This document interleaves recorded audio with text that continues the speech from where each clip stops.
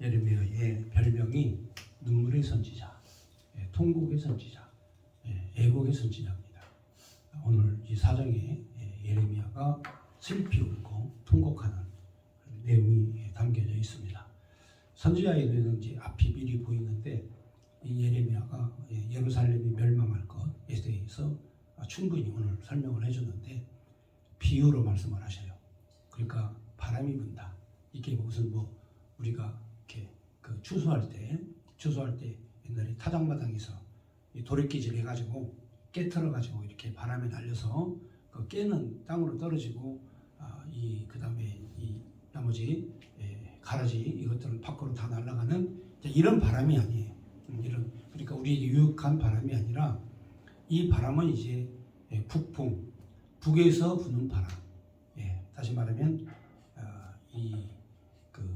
예루살렘을 멸망시킬, 유다를 멸망시킬 바벨론이 곧 내려온다. 임박했다. 자, 이 내용이에요. 오늘 이제 주제가 북에서 바벨론이 내려와서 유다 백성들을 다 멸할 것이다. 그런데 다 멸하지 않고 하나님께서 아주 멸하지 않고 살려두어서 나중에 그 후손들로 하여금 예수 그리스도 유다의 자손 예수가 태어나서 하나님의 나라를 하나님이 기뻐하시는 나라를 만드는 이 내용이 바로 이 예레미야의 4장에 기록되어 있습니다. 그러니까 예수님이 오시기 600년 전에 기록된 책이라 할지라도 600년 후에 오실 메시아를 하나님께서 예언하시는 이런 내용이 담겨 있습니다. 자, 그런데 문제는 하나님께서 왜 예루살렘을 멸망시키는가 하는 거죠. 하나님의 거룩한 성읍 예루살렘을 하나님이 왜 멸하시는가? 자, 이 멸하실 때에는 그만한 이유가 있기 때문에 멸하시는 거죠. 처음에 아브라함에게 갈대 우르에 사는 아브라함에게 명령하셔서 너는 예루살렘에 있는 헤브론, 가나안의 땅 헤브론으로 가라 그랬어요. 이 헤브론이 이제 예루살렘 지역입니다.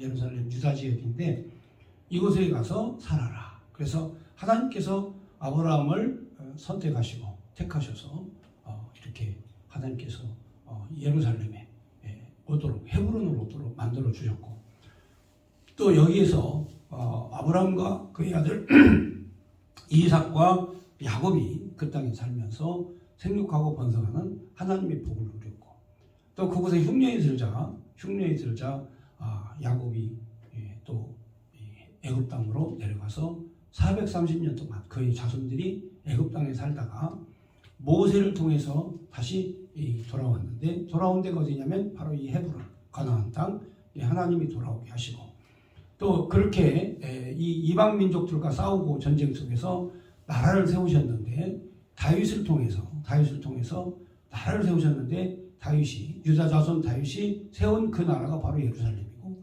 예루살렘이 그 도성이고 그리고 하나님이 기뻐하시는 성전을 예루살렘 성읍에 세우셨습니다. 자, 그렇게 하나님께서 예루살렘에 대해서 특별하고 각별하게 하나님이 사랑하시고 축복했던 땅이 바로 예루살렘 땅입니다.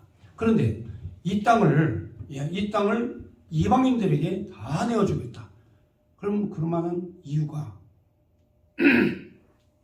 하나님께서 이 예루살렘을 이방에게 내줄 때에는 그만한 이유가 있다 하는 거죠. 왜 그러냐? 그렇습니다. 그 백성들이 가시덤불이 되어버린 거예요. 하나님께서 옥토를 심었는데 옥토가 가시덤불로 바뀌어버린 거야. 그러니까 마음이 수세미로 바뀌어버렸다는 얘기죠. 사람이 살다가 보면요, 부부간에 살다가도 마음이 수세미처럼 이 엉겅퀴처럼 가시덤불처럼 바뀔 때가 있어요. 부부간에도 사랑하라고 하나님께서 이 땅에 살게 해주신 가장 축복된 샘플 모형, 그게 바로 부부예요.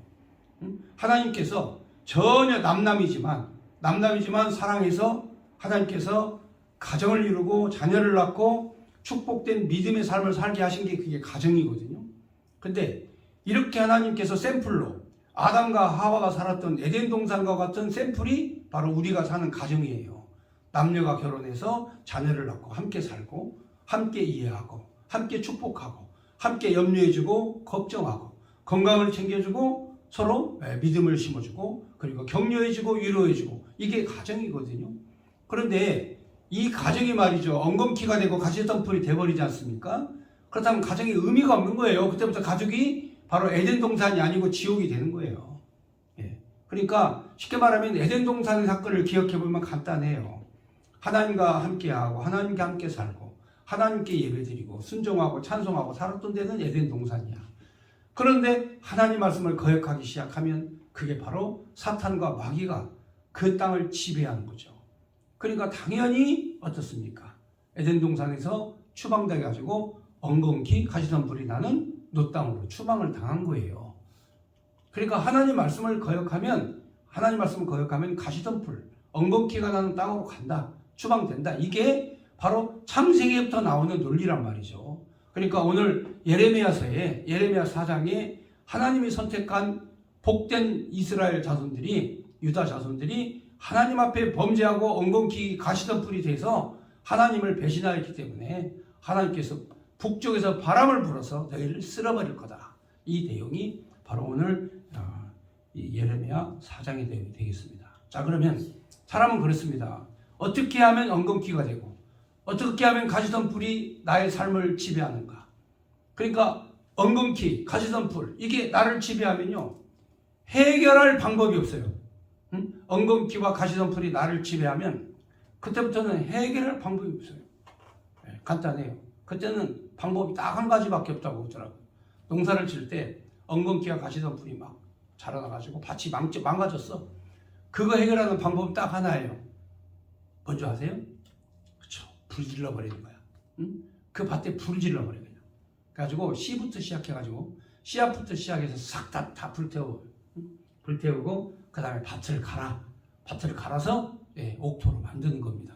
자, 그러니까 이 하나님의 방법과 논리가 고대나 지금이나 똑같아요. 엉겅퀴 가시덤불이 있는 곳은 하나님이 불을 질러서 바람 불게 해서 태풍 불게 해서 싹 쓸어버리는.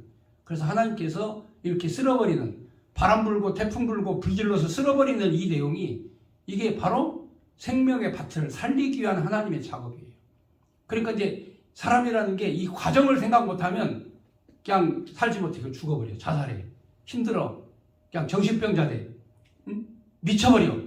왜? 하나님의 과정이 있는데 이 과정을 이해를 못하는 거예요.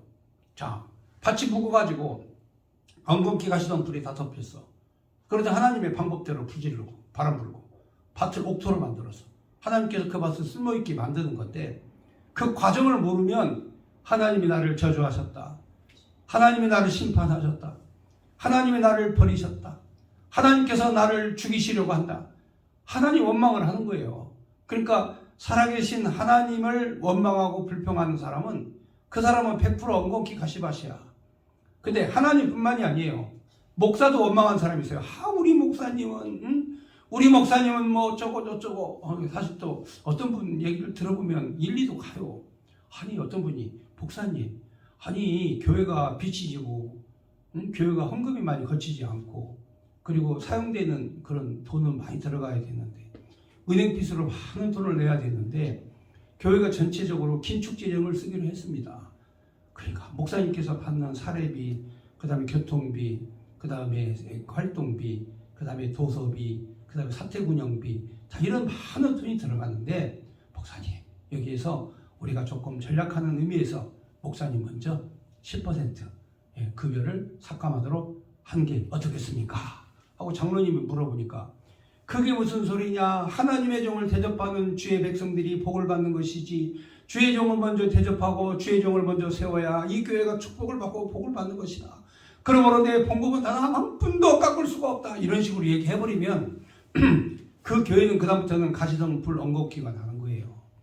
목회자는요 그렇습니다. 주면 하나님이 주시는 대로, 안 주시는 대로 그냥 살아가는 게 하나님의 종이고 하나님 앞에 부름받은 자입니다. 무슨 욕심이 있고 무슨 물질의 욕심이 있어서 한 푼도 못 갚고 뭐 이런 식으로 얘기하면 끝난 거예요. 그냥 그 교회는 가시덤불 엉겅퀴가 그냥 싹 다 지배한 거예요. 그러니까 벌써 이 아내가 남편에 대한 원망 불평이 나오고 남편이 아내에 대해서 원망 불평이 나오고 교회가 목회자에 대해서 원망 불평이 나오고 이런 상황 가면 이런 상황 가면 다 한 가지 확 불질러야 돼요. 바람이 확 불어서 다 해결해야 돼요. 그게 바로 엉겅퀴 가시가 나서 그런 거예요. 그래서 오늘 이 예레미야가 유다가 멸망하는 이유, 유다가 왜 멸망을 하느냐는 거죠. 그거 이유에 대해서 차근차근 설명을 해준 겁니다. 그러니까 하나님의 단계를 모르면 심판의 때에 하나님을 찬양하는 거예요. 그래서 욥이 심판의 날에 하나님을 찬양한 겁니다. 사탄과 마귀가 욥이 너무나 믿음이 좋으니까 애매한 욥에게 엉겅퀴 가시던 불, 이 바람, 태풍을 불게 해가지고 완전히 이 욥의 집을 다 쓸어버립니다. 욥에게 있던 자녀들을 그냥 하루아침에 다 죽여버리죠.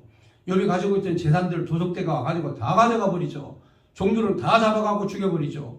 욥은 자기 병이 들어서 이제는 다 쓰러져가지고 이제는 기왓장으로 피부에 생긴 그 병을 그냥 손톱으로도 안 되니까 이제 기왓장으로 막 걱정하고 있는 이 욥의 신세를 한번 보세요. 그런데 그런 상황에 가도 욥의 입에서는 하나님을 찬양하는 찬송이 나오잖아요. 어차피 주신 분도 하나님이고 거두어 가신 분도 하나님인데 우리 하나님은 찬송을 받으실지라. 내가 빈손으로 나왔으니 간 것도 빈손이다. 하나님의 방법이다. 하나님의 역사다. 하나님은 전능하시다. 그러므로 하나님은 찬송을 받으실 뿐이다. 이게 정상 아닙니까? 욥이 왜 이렇게 찬송을 했느냐? 과정을 아닌가? 하나님이 하시는 과정을 알거든요.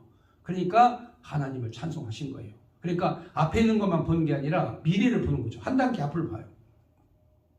우리들도 한 단계 앞을 보면 너무 재밌어요. 내 삶이 너무 흥분이 되고 너무나 재미있고 아주 익사이팅 영어로 좀 해서 죄송합니다. 아주 그냥 재밌는 하루를 사는 거예요. 아주 네. 자, 그러면 이 예레미야 4장을 우리가 읽으면서 이제 내용을 좀 더 디테일하게 분석해 보도록 하겠습니다. 자, 여호와께서 이르시되 이스라엘아 내게 돌아오려거든 내게로 돌아오라. 내가 만일 나의 목전에서 가져간 것을 버리고 내가 흔들리지 아니하며 진실과 정의와 공의로 여호와의 삶을 두고 맹세하면 나라들이 나로 말미암아 스스로 복을 빌며 나로 말미암아 자랑하리라. 그러니까 내게로 돌아와라. 너희들이 내게로 돌아오면 너희는 자랑거리가 되고 많은 민족과 열방이 너를 우러러 보고 너를 사랑하게 될 것이다. 이게 바로 다윗 시대에 이런 일이 있었죠. 네. 다윗 시대에 하나님을 정말 진실로 사랑하는 다윗이 하나님 앞에 바로 서자 다윗이 이제 나라를 세우고 주변 나라를 다 정복하고 이렇게 해서 견고한 유다 왕국을 세우죠. 하나님께 돌아오면 성공하게 되어 있어요. 근데 아직까지 우리가 하나님께 안 돌아와, 못 돌아와. 하나님께 전심으로 돌아가야 되는데 전심으로 못 가. 내 의지, 내 이성, 내 생각, 내 결단에 사로잡혀가지고 하나님 앞에 전적으로 맡기지 못하는. 그러니까 역사적으로 이렇게 승리한 사람들을 보면 성경에서 성공적 삶을 산 사람들을 보면은 전적으로 하나님 앞에 맡겼어요. 아브라함과 이삭과 야곱 전적으로 하나님 앞에 맡겨요. 그의 아들 요셉 모든 삶을 전적으로 하나님 앞에 맡겨요. 자, 예수님의 제자 베드로 그리고 바울 전적으로 사도 요한 여러분 성경에 있는 모든 위대한 그런 인물들은요 삶을 전적으로 하나님 앞에 맡겨요. 오늘 우리의 삶도 그래요. 오늘 우리의 삶도 전적으로 하나님 앞에 맡기면 하나님이 조용히 쓰셔. 응? 하나님이 조용히 쓰신다고. 하나님께서 요란하게 쓰는 사람도 있어. 하나님이 요란하게도 쓴 사람이 있지만 조용하게도 쓰시는 거예요. 예를 들어서 이사야 선지자 하나님께서 막 요란하게 쓰시거든요.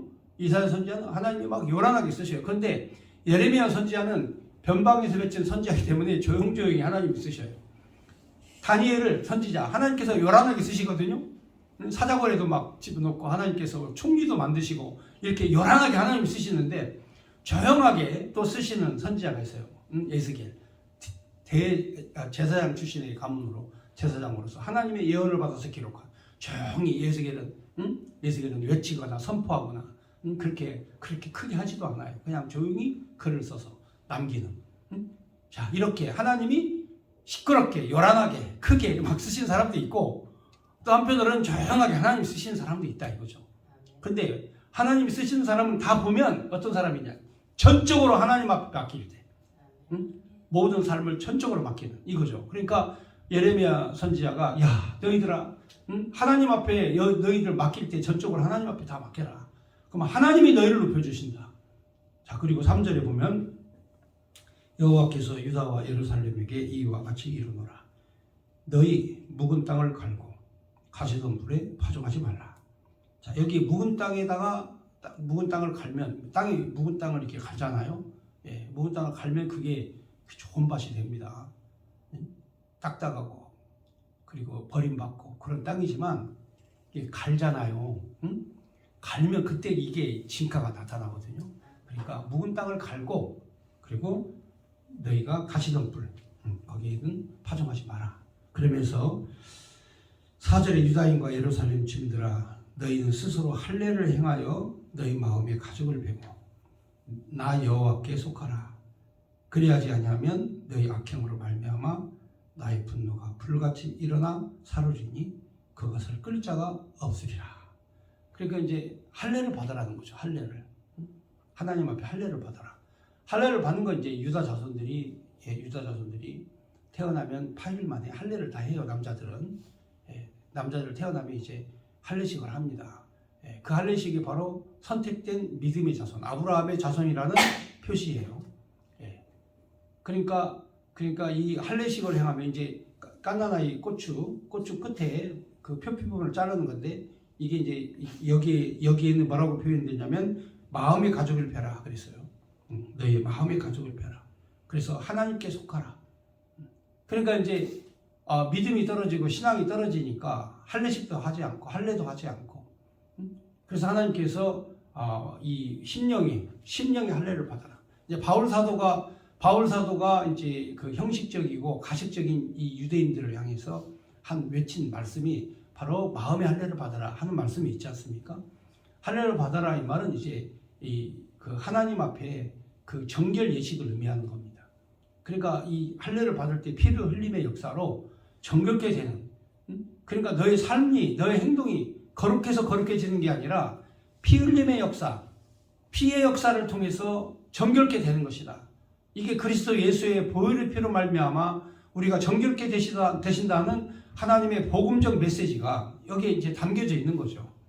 그러니까 우리가 마음의 할례를 받고 하나님께 속하고 그리고 정결한 삶을 살자.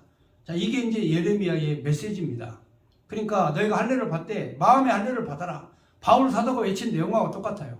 그러니까 우리가 먼저 하나님의 시기를 알아야 돼요. 하나님의 시기. 여러분 시집장가 가는 것도 다 때가 되면 가지 않습니까? 그렇잖아요. 제가 뭐 그냥 남자 여자 태어났다고 바로 시집장가 가는 거 아니지 않습니까? 성숙하게 자라나고 교육받고 그리고 만나고 그리고 결혼하고 가정을 꾸미고 이게 하나님의 시간 안에 다 과정에 속해 있는 거예요. 그런데 그 과정에 속해 있다가도 때로는 가시던 불 엉겅퀴를 만나 그 못 살아. 그러면 가시던 불 엉겅퀴고는 못 산다니까. 천 없어도 못 살아요. 가정을 못 이루어 그거는. 그러니까 그때는 어떻게 하냐, 마음의 할례를 받는 거야. 하나님 앞에 마음의 할례를 받아. 하나님의 정결케 하신 그 능력, 내 의가 아니라 하나님의 의, 그리스도 예수의 의로 말미암아 내가 정결케 된 이 사건에 대한 은혜를 깨달아야 돼요. 그 은혜를. 그러니까 내가 은혜로 사는 거야. 하나님의 은혜로. 내 의로 사는 게 아니에요. 그래서 너희가 할례를 받으려거든 마음의 할례를 받아라 하면서 바울 사도가 외쳤던 내용의 말씀이 어디서 왔느냐, 예레미야 4장에 나온 내용의 말씀이에요. 할례를 받아라 하나님 앞에. 그러니까 할례 받지 못한 백성들은요 이방인이야. 그리스도 예수의 보혈의 피를 몰라. 생뚱생뚱 자기 중심으로 살아. 하나님 앞에 순종하고 복종하지 못해. 그러나 할례를 받은 사람은 행동이 달라요. 하나님의 백성이 돼. 응? 하나님의 백성. 너희는 내 백성이고 난 너희 하나님이 될 것이다. 이 약속이 할례를 통해서 이루어지는 거예요. 그래서 아브라함이 바로 할례를 받은 거야. 하나님 앞에 선택된 이방 땅에 있다가 이방 땅에 있다가 할례를 받은 거야. 하나님 앞에 피 흘림의 그런 할례를 받고, 그리고 아브라함의 자손들이 다 할례를 받는 거야. 근데 외식적이고 형식적으로 받는 그런 유대인들을 향해서 그리스도 예수도 모르는 예수의 십자가 사건도 모르는 이 거짓 유대인들 이들을 향해서 할례를 받으려거든 너희 표표를 베는 게 아니고 육체의 할례가 아니라 마음의 할례를 받아라. 이게 이제 이방인들에게 할례가 전달된 거예요. 자, 그래서 하나님 앞에 와라. 그런데 할례를 못 받으면 그 분노를 끌 자가 없을 것이다. 5절 보면 너희는 유다를 선포하며 예루살렘에 공포하여 이르기를 이 땅에서 나팔을 불라 하며 크게 외쳐 이르기를 너희는 모이라 우리가 견고한 성으로 들어가서 하고 시온을 향하여 깃발을 세워라 도피하라 지체하지 말라 내가 북방에서 재난과 큰 재앙을 가져오리라. 사자가 그 수풀에서 올라왔으며 나라들을 멸하는 자가 나왔을 때 내 땅을 황폐하게 하려고 이미 그 처소를 떠났은즉 내 성읍들이 황폐하여 주민이 없게 되리니 이로 말미암아 너희는 굵은 배를 두르라 애곡하라. 이는 여호와의 맹렬한 노가 아직 너희에게 돌이키지 아니하였습니다. 여호와의 말씀이니라. 그날의 왕과 지도자는 낙담할 것이며 제사장들은 놀랄 것이며 선지자들은 깜짝 놀라리라. 그러니까 상상도 못할 어마어마한 군대가 바벨론의 느부갓네살 군대가 아수르를 휩쓸고 애굽을 휩쓸고 그리고 유다 땅으로 진격해 들어오는데 이로 헤아릴 수 없는 감당할 수 없는 엄청난 군대가 쳐들어오는 거예요. 예루살렘 성에서 방어할 수 있는 그런 군대 숫자가 아니야. 바벨론의 군대. 이 군대는 누가 보냈느냐? 예루살렘을 심판하시기 위해서 하나님이 보낸 군대예요. 아수르가 보낸 사내림 군대는 물리칠 수 있었어요.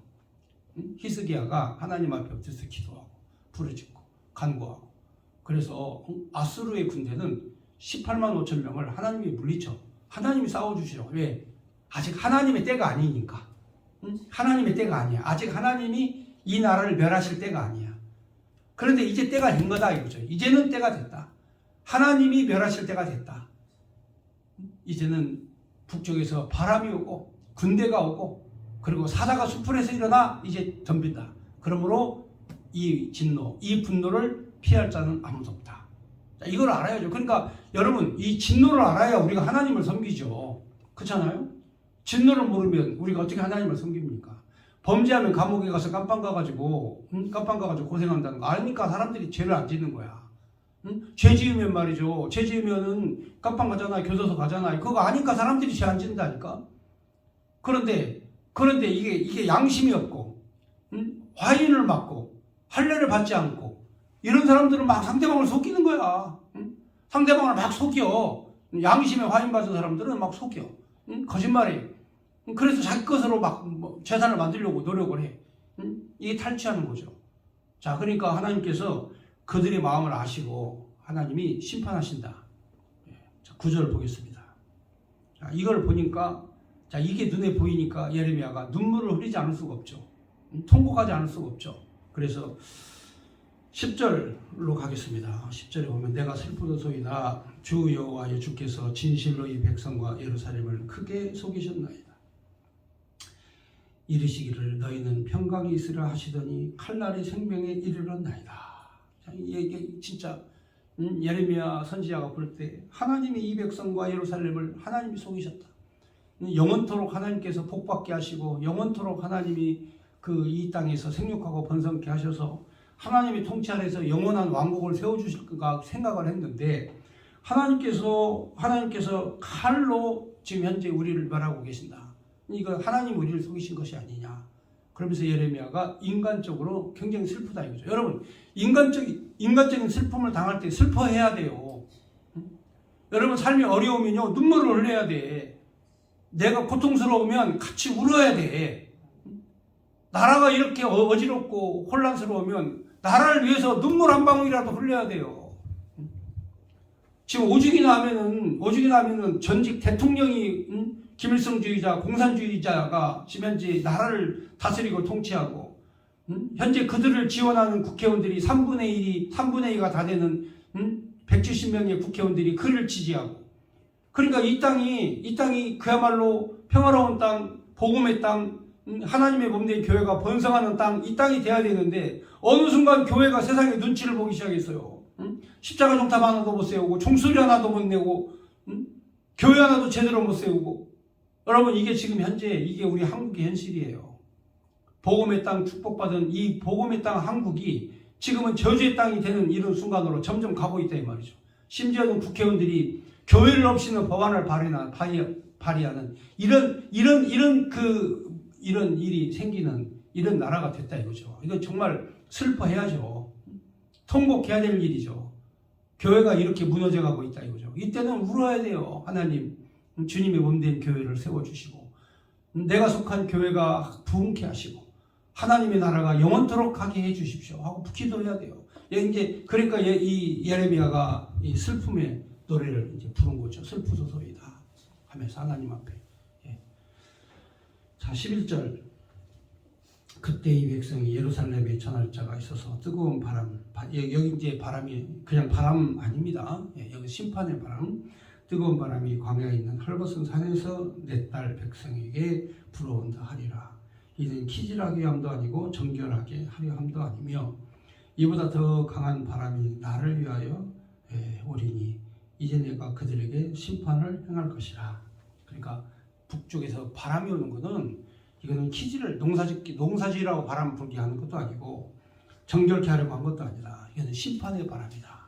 놀랍고 크고 강한 바람이 바로 온다. 13절 보라 그가 구름같이 올라오리니 그의 병거는 회오리 바람 같고 그의 말들은 독수리보다 빠르도다. 우리에게 화이도다. 우리는 멸망하도다 하리라. 그러니까 그들이 탄 말이 독수리보다 빠르게, 그리고 그들의 군대가 회오리 바람처럼, 그들의 병거가 회오리 바람 부는 것처럼 구름과 같이 밀려올 것이다. 14절 예루살렘아 내 마음의 악을 씻어버리라. 그리하면 구원을 얻으리라. 내 악한 생각이 내 속에 얼마나 오래 머물겠느냐. 단에서 소리를 선포하여 에브라임 산에서 재앙을 공포한도다. 너희는 여러 나라에 전하며 또 예루살렘에 알리기를 애워싸고 치는 자들이 먼 땅에서부터 와서 유다 성읍들을 향하여 소리 지른다 하라. 그러니까 여기 내용을 자세히 보면은 이제 남쪽에서부터 에브라임 끝 북쪽까지 하나님의 진노가 동시에 임하는데, 근데 이때에 바로 공포하고 선포하라. 바로 예루살렘을 먼 나라에서, 아주 멀리 있는 나라에서 예루살렘을 치기 위하여 현재 내려오고 있다 이거죠. 그래서 16절에 보면은 이제 예루살렘을 치려는 사람들이 먼 땅에서부터 온다. 이게 이제 바벨론을 얘기하는 건데요. 바벨론에서부터 이곳을 향하여 오고 있다. 자, 이런 이제 위기 상황이죠. 그 위기 상황이 되면 함께 울어야죠. 함께 소리를 지르고 부르짖고 기도해야죠. 자, 그런데 지금 우리나라는 보면 이게 이상해요. 북한에서 막 미사일을 쏘고 막 포탄을 쏘고 핵실험 준비를 하고 그러는데도 그거를 하나도 비방을 하지 않고 바로 한국, 미국, 일본 한미일 연합훈대가 저기 일본 해역에서 연합훈련을 하는 그거를 비방을 해요. 이게 이상하지 않아요? 대한민국을 위협하는, 대한민국과 이 국민을 위협하는 핵무기를 개발하고 미사일을 발사하고 포탄을 막 남쪽을 향해서 막 쏘아대고 500발씩이나 막 포부되고 막 이런데도 거기는 비난을 안 한다니까요. 대신에 막 한미일 훈련이 무슨 국방 참사라느니 막 이상한 소리를 하면서 이건 북한에서 주장하는 이야기를 막 우리나라 정치인들이 거침없이 막 하는 거예요. 평화가 우선이다. 여러분, 평화는요 힘이 있어야 평화를 지키는 거예요. 로마의 장군 베리케우스가 한 말이 있어 유명한, 너희가 평화를 원하거든 힘을 길러라. 힘이 있어야 평화를 지킬 수 있다. 이 논리가 고대 전쟁 사회부터 지금까지 바로 이게 지금 현재 그 논리로 가고 있잖아요. 힘이 없으니까 나라를 뺏기고 평화를 뺏기는 거 아닙니까? 그렇잖아요. 우크라이나가 힘이 있으면 소련에게 침략을 당하겠습니까? 안 당하죠. 여러분, 우크라이나가 중국 침략합니까? 중국이 힘이 있기 때문에 못하는 거예요. 그러니까 우리 힘을 길러야 되는 건데, 당연한 건데, 국가 안보를 위해서 한국, 미국 동맹들이 동해역에서 함대 훈련을 하고 있는데 그건 비난을 하면서 북에서 발사하는 미사일과 핵실험과 포탄에 대해서는 단 한마디도 비난을 하지 않는 이런 나라가 이게 지금 정상적 나라냐 그 말이에요. 이게 지금 마치 북방에서 먼 나라에서 군대가 온다. 너희들이 예비하고 너희들이 준비해라. 회개하라. 부르짖어라. 하나님 앞에 돌아와라. 자 이렇게 외쳐도 말이죠. 예레미야가 외쳐도 사람들이 여기 반응을 안 하는 거예요. 그런데 문제는 교회 목사들이 평화라는 걸 앞세우고 북한을 지지하는 거예요. 교회 목사들이 작용화된 목사, 대한민국의 그 KNCC라든지 이런 급진 작용화된 이런 그 무리들은요 북한을 지지해요. 지금도 북한이 저렇게 위협적이고 그리고 공격적이고 호전적인데도 불구하고 그들을 지지하는 이런 이념과 사상으로 이게 지금 돼 있어요. 그러니까 하나님이 당연히 이 땅 심판할 수밖에 없죠. 교회라는 이름으로 북한 김일성 찬양하는 백두칭송위원회 교회에서 만들어서 교회에서 모이고 공산주의자가 얼마나 많은 기독교인들을 박해하고 얼마나 많은 교회를 파괴했습니까? 그런데도 불구하고 목회자들이 정신 못 차리고 북한을 찬양하고 북한 영도자를 숭상하고 이런 행위를 하고 있다 이 말이에요. 이거 지금 비극적인 일 아닙니까? 그러니까 이때와 그때가 다를 바가 없어요. 나라가 망하려면 다 똑같은 현상이 일어나는 거예요. 그러니까 진리를 알고 진리를 깨달은 그런 선지자의 외침에 귀를 기울이고 들어야 돼요. 그러니까 여러분들은 급수가 달라. 여러분들은 저렇게 북한을 찬양하고 그렇게 사탄과 마귀의 권세에 사로잡혀 거기에 현혹되고 평화라는 명목 아래 남북한이 대결하면 안 된다, 싸우면 안 된다, 전쟁 연습하면 안 된다 이렇게 목소리를 내면서 북한은 옹호를 하고 왜 자기의 생명과 안전을 지키는 대한민국 국군을 그렇게 비난하고 그렇게 안 좋은 그런 발언으로 욕하냐 그 말이에요. 지금 이게 나라가 이게 제대로 된 거냐 이거죠. 자 그러면 17절에 왜 이런 일이 생기느냐, 나라가 왜 위기에 빠지고 북방의 군대가 왜 쳐들어와서 왜 예루살렘을 함락시키려고 하느냐. 자 17절 보면 그들이 밭을 지키는 자같이 예루살렘을 에워싸나니 이는 그가 나를 거역하였기 때문이니라.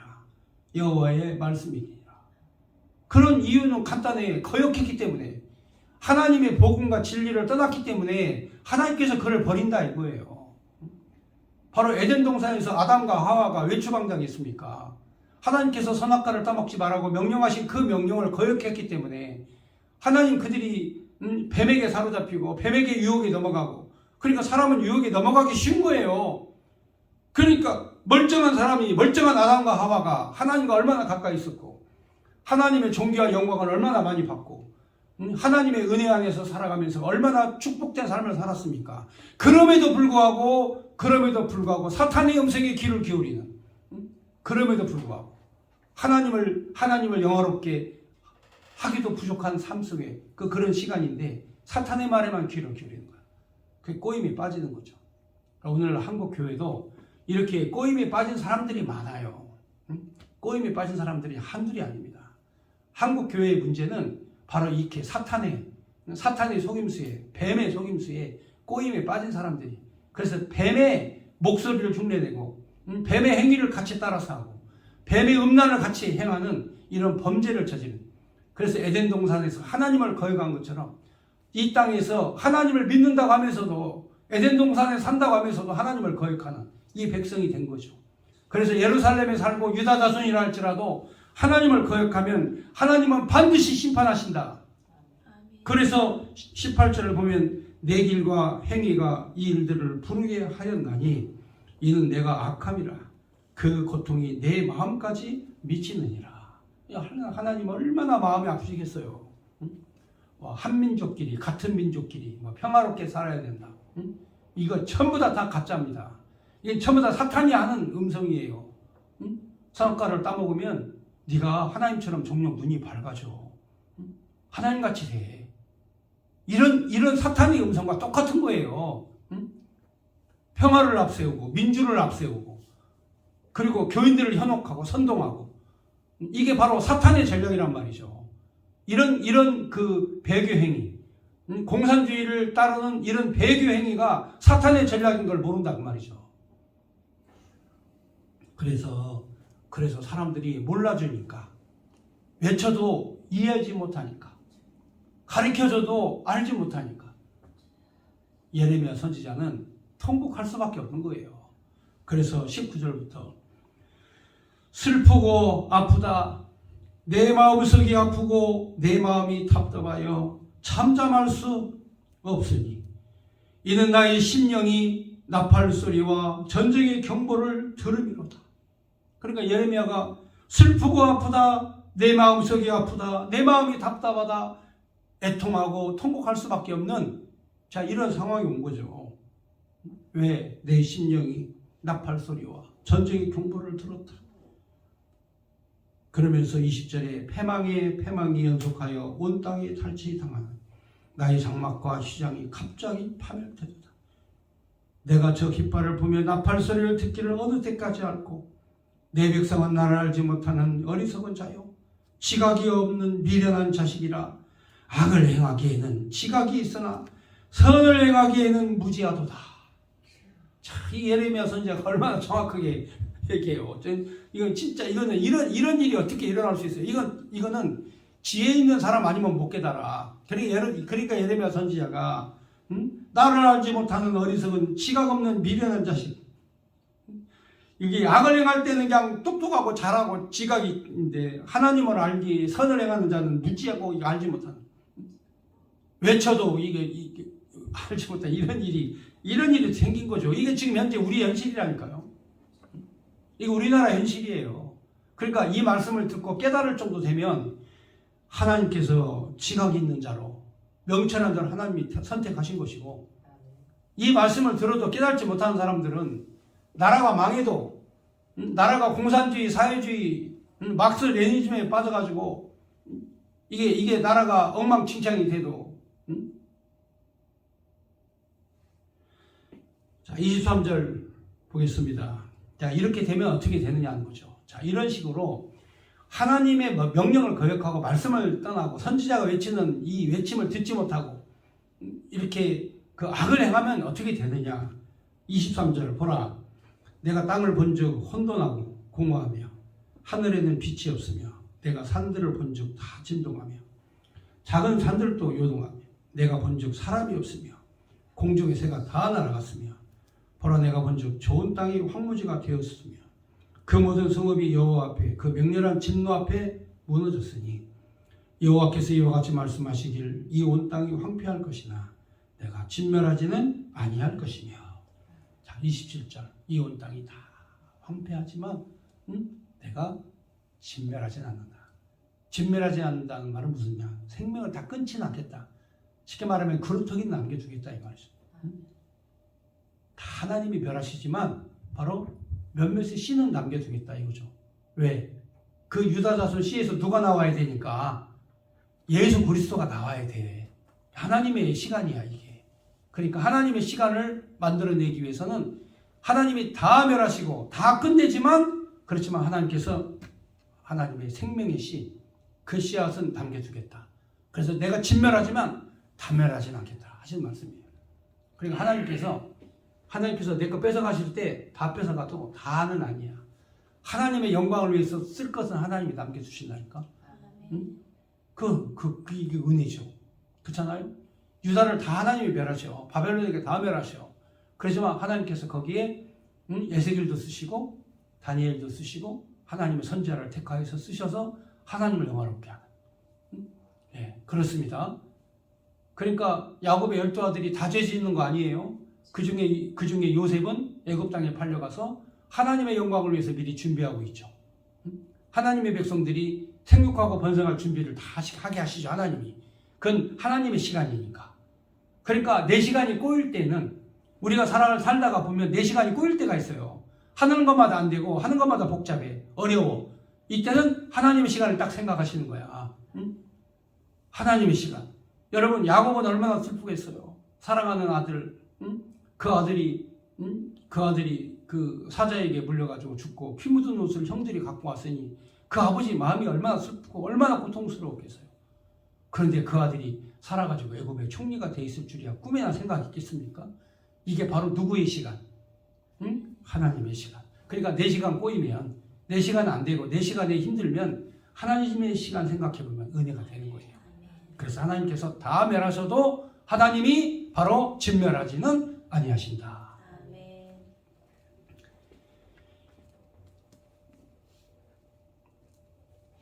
자, 그 다음 28절 이로 말미암아 땅이 슬퍼할 것이며 위에 하늘이 어두울 것이라.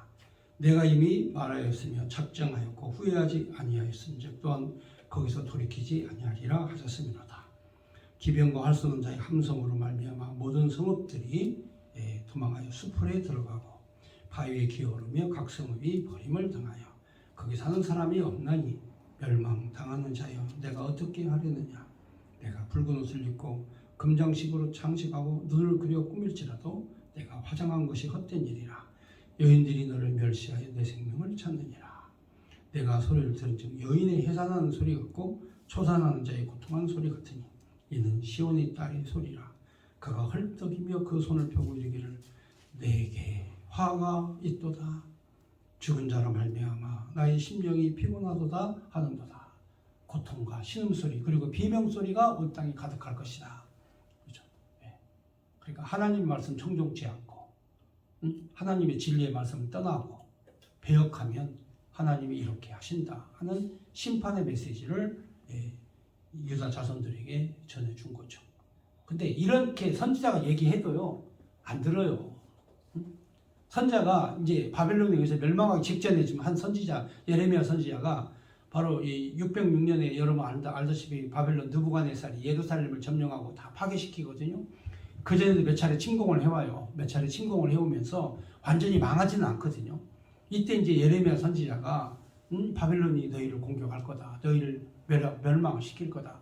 몇 번 경고하고 메시지를 했는데도 청종하지 않고 듣지 않아요. 그래서 결국은 바벨론의 그런 침략이 예루살렘 성전을 파괴하고 왕궁을 다 파괴해버리고 성벽을 무너뜨리고 백성들을 다 포로로 잡아가는 비극적이고 참극의 역사가 일어나게 된 거죠. 그걸 노래하는 애통의 노래를 불렀던 예레미야. 감사합니다. 오늘 여기까지 말씀을 드렸습니다.